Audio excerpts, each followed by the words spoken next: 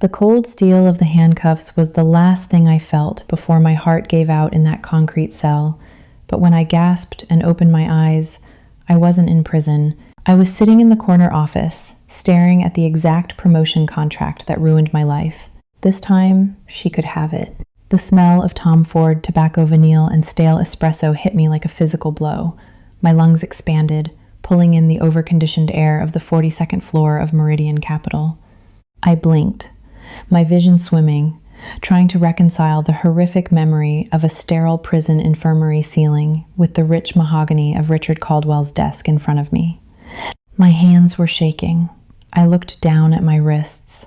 There were no bruises from the zip ties the FBI had used, no faded yellow jumpsuit. I was wearing my navy blue tailored blazer, the one I had bought specifically for this day, the 14th of October, 2022. It was exactly 2 years before the raid, 2 years before the federal indictments, the media circus, and my eventual death from a stress-induced cardiac arrest at the age of 32. I had been reborn, thrust backward in time to the very crossroads that had sealed my fate.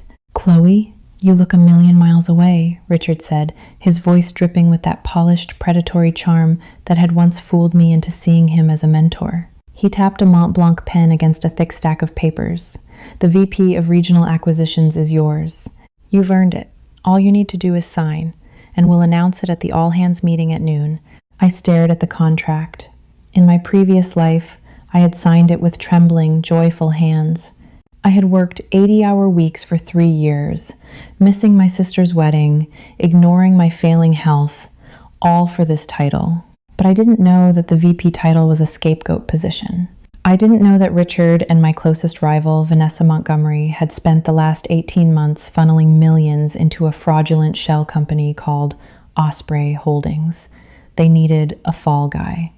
They needed a signature on the final, damning acquisition documents. They needed an ambitious, naive idiot. They needed me. Through the frosted glass wall of Richard's office, I could see Vanessa pacing in the bullpen. Even blurred by the glass, her hostile, venomous energy was palpable. She wanted this promotion more than she wanted air. In my past life, she had thrown a fit when I got it, playing the victim, which made it all the more poetic when she later testified against me, claiming I had masterminded the entire embezzlement scheme to fund a lavish lifestyle I never even had. "Chloe?" Richard prompted again, a slight edge of impatience bleeding into his smooth baritone. I took a slow, deep breath. The terror of the prison cell began to recede, replaced by an ice-cold, crystalline clarity. I didn't want justice. The justice system was flawed, easily manipulated by expensive lawyers and forged digital trails. No, I wanted destruction. I picked up the Mont Blanc pen. I felt its heavy weight, tracing the smooth resin. Then I placed it gently back onto the desk and pushed the contract back across the mahogany surface. "I can't sign this, Richard," I said, my voice steady, surprisingly devoid of the panic screaming in my head. Richard's perfectly manicured eyebrows shot up. "Excuse me? Did I mishear you? We've been grooming you for this, Chloe. The compensation package alone is generous." "I know," I interrupted softly, "and I am incredibly grateful for the mentorship. But I'm going to be honest with you. The last quarter has broken me. The hours, the stress. I've been having panic attacks." I lied effortlessly, leaning into the stereotype of the fragile, overworked female analyst, the exact stereotype Richard secretly believed in. I looked at the portfolio for the upcoming quarter, specifically the Osprey Holdings integration. I don't have the bandwidth. I'll crack under the pressure, Richard. I don't want to jeopardize the firm's assets because of my burnout. Richard stared at me, his eyes narrowing. He was calculating. If I didn't take the role, he didn't have his signature. He didn't have his shield. "If not you, Chloe, then who?" he asked, his tone dangerously flat. "I need this role filled today. The Osprey deal closes next month." I looked over my shoulder, directly at the frosted glass where Vanessa's silhouette was hovering. "Vanessa Montgomery," I said without hesitation. "She's hungry, Richard. She's cutthroat. She's been shadowing the commercial real estate side for a year, and she understands the mechanics of the shell structures better than I do. She's aggressive enough to handle the Osprey integration without flinching. It was the perfect bait. Richard knew Vanessa was morally flexible. In the previous timeline, she had helped him cover his tracks. Now, I was offering her up not as an accomplice, but as the primary target. Richard looked from me to the glass, a slow, dark realization dawning in his eyes. He realized that a hungry, aggressive VP who didn't ask too many questions was exactly what he needed to finalize the fraud. "You're formally declining the promotion," he stated, making sure he had it on the record. "I am. I'd like to stay on as a senior analyst, keep my head down, do the grunt work." "Fine," Richard snapped, snatching the contract back. The facade of the caring mentor vanished instantly. Dismissed. I stood up, my legs feeling like lead, but my spirit soaring on wings of dark, vindictive fire. I walked out of the office. The moment I opened the door, Vanessa practically lunged forward, pretending she had just been walking by. "Everything okay in there, Chloe?" she asked. A sickly sweet smile plastered on her perfectly contoured face. "You look a little pale." I looked at her, really looked at her. I saw the woman who had smirked at me from the witness stand while I was sentenced to 10 years in federal lockup. "Everything is perfect, Vanessa," I whispered, forcing a look of utter defeat onto my face. "Richard wants to see you." By 1 p.m. that afternoon, the internal email went out. Meridian Capital is thrilled to announce the promotion of Vanessa Montgomery to Vice President of Regional Acquisitions. The office erupted. Vanessa, never one for subtlety or grace, paraded through the bullpen like a conquering queen. She made a massive show of moving her things into the glass-walled office that was supposed to be mine. Every time she caught my eye, she offered a look of triumphant pity. "I'm sorry it didn't work out for you, Chloe," she said, leaning against my cubicle wall later that afternoon, holding a flute of champagne that someone had popped in the break room. "Richard told me you couldn't handle the pressure. It's okay. Not everyone is built for the executive suite. You're a great analyst. We need worker bees." "Congratulations, Vanessa," I said, keeping my eyes locked on my dual monitors. "You deserve exactly what's coming to you." She laughed, assuming it was a compliment tinged with bitter jealousy. "Drinks are on me tonight, the Monarch rooftop. Don't be a stranger just because you're reporting to me now." She had no idea she had just signed her own death warrant. Over the next 3 weeks, Vanessa fell into the trap with terrifying speed. In my past life, when Richard handed me the Osprey Holdings file, I had spent weeks doing due diligence. I had asked annoying questions about the Nevada real estate assets that were supposedly backing the company's valuation. My hesitation had forced Richard and Vanessa to forge my signature on several key environmental and compliance waivers. Vanessa, on the other hand, asked no questions. Driven by her ego and the promise of a massive 7-figure year-end bonus, she rubber-stamped every document Richard put in front of her. She bypassed the standard legal review, citing executive privilege and time-sensitive market conditions, phrases I knew Richard had fed her. I watched it all happen from my quiet corner desk. But I wasn't just watching. I was building a fortress. In my previous life, I hadn't understood how easily digital fingerprints could be manipulated. This time, I was paranoid. I bought a hidden external drive. Every day, I secretly backed up the server logs. I documented every time Vanessa bypassed compliance protocols. I noted the IP addresses, the timestamps, and the exact files she modified. More importantly, I isolated myself from anything related to the Osprey deal. Whenever Vanessa tried to delegate a piece of the Osprey paperwork to me, likely an unconscious instinct to spread the liability, I played dumb. I intentionally botched minor spreadsheet macros so she would snatch the work back in frustration. "God, Chloe, it's like you've given up," she snapped at me one Thursday, snatching a printed P&L statement from my hands. "I'll authorize this myself. If you want something done right, you have to do it yourself." "Sorry, Vanessa," I mumbled, watching her scrawl her looping signature on a document that essentially committed wire fraud across state lines. "I'll do better next time." The celebration of her genius acquisition happened in mid-November. The Osprey deal closed, injecting a massive, albeit entirely fabricated, profit into Meridian's quarterly earnings. Vanessa threw a party at her newly purchased penthouse in the Pearl District. She had already bought a brand new Porsche Macan, parking it illegally out front just so everyone would see it. The arrogance was blinding. I attended the party, sipping club soda in the corner, watching the executives toast her. Richard gave a speech about her unparalleled vision. Vanessa beamed, wearing a $5,000 designer dress, holding court like a goddess of Wall Street. She pulled me aside at one point, slightly drunk on expensive champagne. "See?" she slurred slightly, gesturing to the sweeping view of the city skyline. "This is what happens when you take risks, Chloe. You were too timid. You were afraid of the shadows. But this is where the real players live."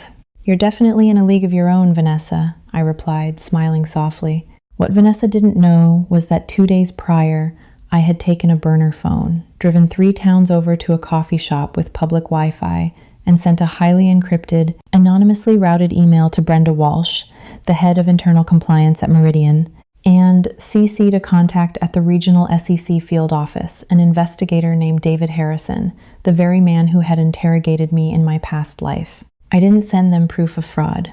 That would be too obvious. Instead, I sent a simple, innocuous-looking tip about irregularities in the environmental zoning waivers for the Nevada properties under Osprey Holdings, suggesting they review the digital authorization logs. It was a tiny, loose thread, but I knew David Harrison. I knew how he worked. Once he pulled that thread, the entire multi-million-dollar sweater would unravel. The morning the investigation began started just like any other Tuesday. Vanessa strutted into the office at 9:30 a.m., holding an iced matcha latte, yelling at her assistant about a delayed flight to New York. I was at my desk, quietly sorting through legitimate municipal bond portfolios. I checked my watch. 9:45 a.m. The elevator doors chimed, but instead of clients or delivery personnel, 4 people in dark, unassuming suits stepped out. I recognized David Harrison immediately. He looked exactly the same as he did in my nightmares, sharp jaw, tired eyes, a briefcase clutched tightly in his hand. Beside him was Brenda Walsh, looking pale and deeply distressed. A hush fell over the bullpen. The frantic clicking of keyboards stopped. You could hear a pin drop. Vanessa stepped out of her glass office, annoyed by the sudden silence. What is going on out here? Why are the phones ringing out? David Harrison stepped forward, pulling a badge from his breast pocket. "Vanessa Montgomery, I'm Agent Harrison, with the Securities and Exchange Commission. We have a warrant to seize your computers, physical files, and any mobile devices provided by Meridian Capital." Vanessa's face froze. The blood drained from her cheeks, leaving her designer bronzer looking absurd and stark against her ghostly skin. The iced matcha latte slipped from her fingers, shattering on the polished hardwood floor, a green puddle spreading out like radioactive blood. "Excuse me?" she stammered, her voice cracking. "There must be a mistake.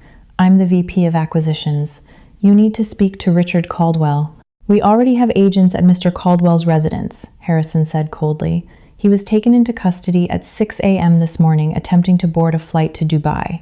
Step away from the desk, Miss Montgomery." The sheer panic in Vanessa's eyes was a drug. I sat perfectly still in my cubicle, watching the woman who had destroyed my life experience the exact moment of terrifying realization that I had suffered 2 years ago. She looked around frantically, like a trapped animal, her eyes locked onto mine. She opened her mouth, perhaps to blame me, perhaps to scream, but no words came out. An agent, gently but firmly, took her by the elbow, guiding her away from the glass office she had stolen from me. The kingdom she had built on my intended grave was already burning to the ground. And the best part? The investigation had only just begun. The fallout from the raid was instantaneous, catastrophic, and completely paralyzing. Meridian Capital went into immediate lockdown. The SEC froze all corporate assets, and the once bustling high-energy bullpen turned into a ghost town of empty desks and yellow caution tape. By Wednesday morning, the subpoenas started rolling in, targeting anyone who had touched the Nevada accounts. I received mine at exactly 8:00 a.m., handed to me by a grim-faced process server outside my apartment building in the freezing rain. I wasn't arrested, just requested for a formal interview. I walked into the federal building downtown wearing a modest beige trench coat, flats, and a look of terrified innocence. The air inside the interrogation room was sterile, smelling faintly of industrial bleach and cheap coffee, the exact same scent that had haunted my nightmares for 2 torturous years. But this time The narrative belonged to me. This time, I wasn't wearing handcuffs. Agent David Harrison sat across from me, a thick manila folder resting on the cold metal table. He looked exhausted, the deep bags under his eyes a testament to the 72 hours his forensic team had likely spent tearing Meridian Capital's servers apart. "Miss Sullivan," Harrison began, his voice gravelly and devoid of emotion, "thank you for coming in voluntarily. We are trying to understand the chain of command regarding the Osprey Holdings acquisition. Your name has come up several times in our preliminary interviews." I swallowed hard, acting perfectly nervous, letting my hands tremble just enough. "My name? Why? I'm just a senior analyst. I didn't work on the Osprey deal. I was explicitly kept out of it." Harrison opened the folder. He slid a piece of paper across the table. It was a printed transcript. "Vanessa Montgomery seems to think otherwise. She claims she was merely acting as a figurehead, signing documents that you prepared and vetted. She stated that you were the true architect of the financial structures backing the Nevada properties, and that you deliberately hid the compliance failures from her to secure a secret bonus from Richard Caldwell." A cold, electric thrill ran down my spine. There it was, the exact same lie she had used in my previous life. The lie that had convinced a grand jury to lock me away while she walked free. Vanessa was predictably venomous to the very end. "Agent Harrison," I said, my voice shaking flawlessly. "Vanessa is my boss. She was promoted over me because I explicitly told Richard Caldwell I couldn't handle the pressure of the executive role. The firm has a formal record of my refusal. Why on earth would I architect a highly illegal, multi-million-dollar acquisition that I formally refused to lead?" Harrison leaned back, studying my face, looking for the telltale signs of a corporate liar. "Because you were bitter. Because you wanted to orchestrate a massive failure to ruin her career. Or, perhaps, because she promised you a lucrative cut of the phantom profits completely off the books." I let out a shaky breath, reaching slowly into my large leather tote bag.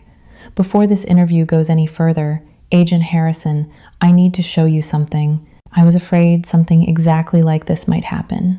The atmosphere at Meridian, it changed the moment Vanessa got promoted. She became incredibly secretive, locking me out of shared network drives and verbally abusing staff who asked basic questions about the Nevada properties.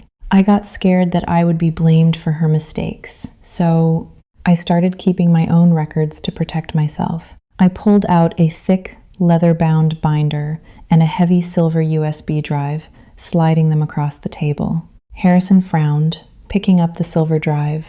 "What is this?" "A complete, unedited backup of the internal server logs from the 42nd floor, dating back to the exact day Vanessa was promoted," I explained, dropping the innocent act and letting a sliver of cold, hard competence shine through. "It contains every keystroke, every file modification, and every IP address log associated with the Osprey Holdings directories. You will see that my credentials never once accessed those restricted folders. You will also see the exact timestamps where Vanessa Montgomery bypassed the legal compliance software using Richard Caldwell's executive override codes." Harrison's eyes widened slightly. He flipped open the heavy binder. Inside were printed, color-coded spreadsheets cross-referencing Vanessa's digital footprints with her calendar appointments and key document signatures. I didn't stop there. I continued smoothly. "If you look at tab 4, you'll see a series of wire transfers routed through a shell bank in the Cayman Islands. I noticed them while doing routine municipal bond audits. The IP addresses for the transaction authorizations matched Vanessa's secure home network in the Pearl District, not the Meridian office.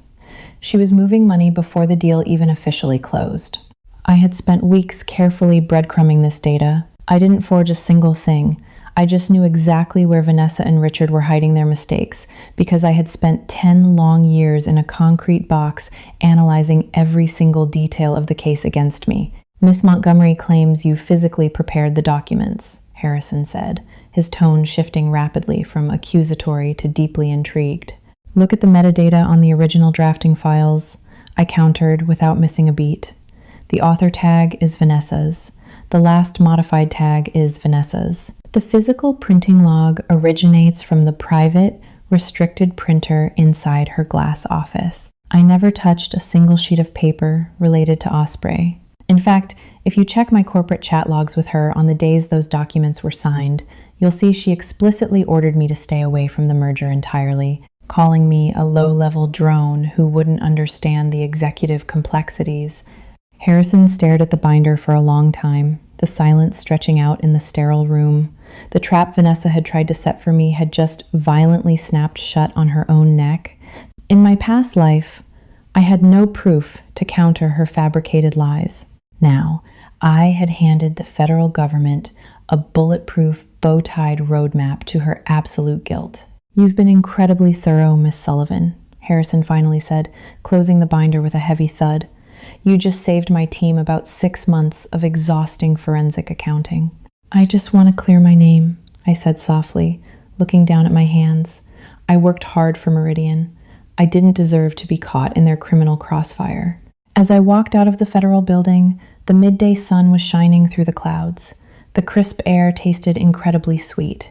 Vanessa Montgomery was going down, and there was absolutely nothing her vicious ambition could do to stop it. The collapse of Meridian Capital was spectacular, dominating the regional and national financial news cycles for 6 straight months.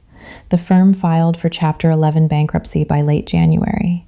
The federal indictments came down like a sledgehammer in early spring. Richard Caldwell was charged with 72 counts of wire fraud, securities fraud, and corporate racketeering. Vanessa Montgomery faced 45 counts, including perjury and obstruction of justice for attempting to physically smash her hard drive the day of the raid, a desperate, pathetic act she wouldn't have needed to do if she hadn't realized I had already given the SEC the backup logs. I was entirely cleared of any wrongdoing. The SEC officially classified me as a cooperating whistleblower. Because my anonymous tip and subsequent data dump had directly led to the recovery of stolen assets, I was even awarded a modest financial bounty from the federal whistleblower program, more than enough to live very comfortably, while the toxic ashes of my former life settled into the dirt. The criminal trial began in September, almost exactly a year after my surreal rebirth. I sat in the back row of the gallery on the opening day, dressed in a sharp, impeccably tailored gray suit, entirely unrecognizable as the broken woman from the previous timeline. The dynamic between Richard and Vanessa had devolved into a vicious, ugly public bloodbath. The moment they realized the digital evidence against them was insurmountable, they turned on each other like starving, rabid wolves. Richard's insanely expensive defense team painted Vanessa as a rogue, power-hungry executive who had manipulated a trusting, hands-off CEO. They argued she had orchestrated the Nevada shell company entirely on her own to artificially inflate her year-end bonus. Vanessa's exhausted public defender because the SEC had frozen every single one of her bank accounts, rendering her completely unable to afford a private lawyer, argued that Richard was a predatory mastermind who had specifically groomed a young, naive woman to take the fall for his massive criminal enterprise. It was a stunningly poetic defense, considering that was exactly what Richard had originally planned to do to me. I watched Vanessa take the witness stand in the 3rd week of the trial. She looked a decade older. Her signature blonde hair was dull and unstyled, her $5,000 designer clothes replaced by an ill-fitting, cheap gray pantsuit. The arrogant radiance that had poured from her at her penthouse celebration was entirely gone, replaced by a hollow, trembling, animalistic terror. When the prosecution brought out the very binder I had provided to Agent Harrison, she completely broke down on the stand. She sobbed hysterically, pointing a shaking finger at Richard across the courtroom, screaming that he had forced her to sign everything. But the digital logs were absolute. They proved she had eagerly, willingly participated, authorizing massive wire transfers and forging critical compliance waivers to line her own pockets. The jury deliberated for less than 8 hours. Guilty on all counts. The formal sentencing hearing was held 3 weeks later. I sat in the gallery, watching as the federal judge handed down the verdicts. Richard Caldwell received 25 years in federal prison without the possibility of early parole. Then, the judge turned his stern gaze to Vanessa. Because she had actively tried to frame an innocent colleague, me, and had shown absolutely zero remorse until she was cornered by forensic evidence, the judge showed no leniency whatsoever. Vanessa Montgomery, for your central role in orchestrating this massive financial fraud, and for your malicious, calculated attempts to obstruct justice and destroy the life of a fellow employee, I sentence you to 15 years in a federal penitentiary. 15 years. 5 more than I had received in my previous life. Vanessa collapsed into her wooden chair, her face buried in her shaking hands, her shoulders heaving with violent, silent sobs. The bailiff stepped forward, pulling her up and clamping the cold, heavy steel cuffs around her wrists. As they led her down the center aisle of the courtroom, she looked up, her bloodshot, tear-filled eyes locked directly onto mine. I didn't smirk. I didn't gloat. I just looked at her with the calm, flat expression of a woman who had finally balanced the universal scales. I had simply handed her the rope, but she was the one who had eagerly, greedily tied the noose around her own neck. She broke eye contact first, her head hanging in absolute defeat as she was led out of the courtroom and out of my life forever. That evening, I walked to the edge of the waterfront park, holding a cup of hot black coffee. The city skyline sparkled against the deep purple twilight. Meridian Capital's massive corporate logo had already been stripped from the top of the 42nd floor tower, leaving a dark, empty void in the glittering skyline. I took a deep breath, feeling the cool autumn breeze against my face. My chest felt incredibly light. There was no impending heart attack, no suffocating concrete prison cell waiting for me. I was 32 years old, armed with a fresh start, a sharp mind, and the ultimate advantage of knowing exactly how the monsters in the corporate world operated. I threw my empty coffee cup into the trash bin and walked confidently away from the water. I had a pitch meeting the next morning with a small, highly ethical venture capital firm that was looking for a new partner. My first life had been a horrific tragedy written by someone else. My second life was a masterpiece. I was writing entirely myself. The ghosts of the past were finally dead and buried, locked away in a concrete cell where they belonged. I had survived the fire, and now I was fully ready to build my own empire from the ashes. Did Chloe make the right move by letting her rival walk directly into a federal trap, or should she have exposed the company the second she was reborn? Drop your thoughts in the comments below. I want to hear your take on her ultimate revenge. If this story had you on the edge of your seat, hit that like button, share it with your friends who love corporate drama, and subscribe to the channel for more unbelievable Reborn stories.